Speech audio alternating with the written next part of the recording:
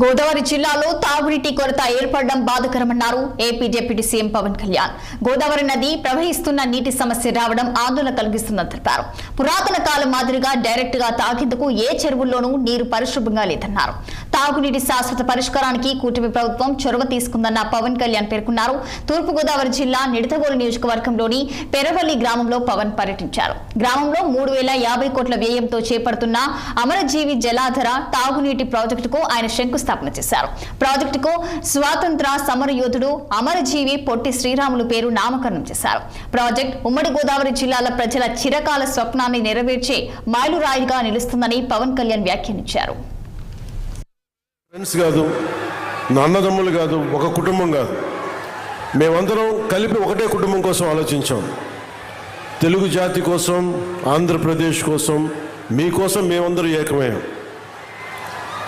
దేనికి నష్టాలైపోతుంది, విభజన జరిగింది, విభజన తర్వాత నష్టపోతూ ఉన్నాం, 10 సంవత్సరాలు నలిగిపోయాం, ఇంకోసారి నలిగిపోకూడదన్న ఉద్దేశంతో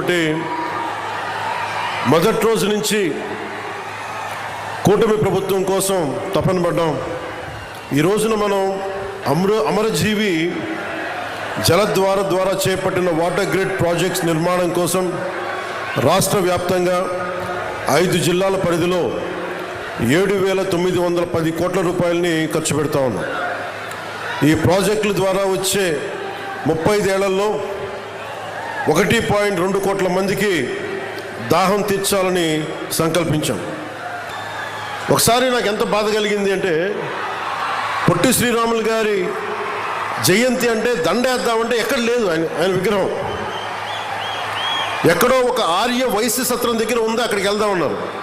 అక్కడ పెట్టడం ఏంటని అడిగారు. అంటే అది ఆయన వైశ్య కులానికి చెందినవారు, అందుకని ఆర్య వైశ్య గృహాల్లో ఉంటాయి ఎక్కువ, అక్కడికి వెళ్దాం పదండి అంటే నాకు ఆ రోజు అనిపించింది, ఎవరి ఉనికి మీద ఒక గొప్ప నాయకుడిని ఒక వైశ్య కులానికి పరిమితం చేస్తారా? ఇన్ని వందల కులాలు ఉన్నాయి మన దగ్గర. ఇన్ని వందల కులాల కోసం ఒకడు ప్రాణత్యాగం చేస్తే మనం ఇచ్చిన గౌరవం ఆయనకు ఒక నెల్లూరు జిల్లాకి పరిమితం చేసాం. ఆయన గొప్పతనం నెల్లూరు పొట్టి శ్రీరాములు జిల్లా. రాష్ట్రాన్ని ఇచ్చిన వాడిని పెంచామా తగ్గించాం? ఆంధ్రులకి ఒక రాష్ట్రం కల్పించిన వాడికి మనం ఇచ్చిన గౌరవం నెల్లూరుకి పరిమితం చేసాం అంతే. గౌరవం ఇచ్చామా అంటే ఇచ్చాం. పెద్దల నుంచి పిన్నల దాకా ఇది గుండెల్లో పెట్టుకోవాలి. ఒక్కొక్క నాయకుడికి కులం అంటగడితే మనం కులాల సమూహంలా ఉంటాం తప్ప భారతీయులకైతే మనం ఎప్పటికీ ఉండలేం. అంబేద్కర్ గారికి కులం అంటగట్టలేం. కొంతమంది ఎక్కువ ప్రేమించవచ్చు, అది వేరే విషయం. అంబేద్కర్ గారు అందరి కోసం ఆలోచించిన వ్యక్తి. మహాత్మా గాంధీ అందరి కోసం ఆలోచించిన వ్యక్తి. ఒక అమరజీవి పొట్టి శ్రీరాములు అందరి కోసం ఆలోచించిన వ్యక్తి.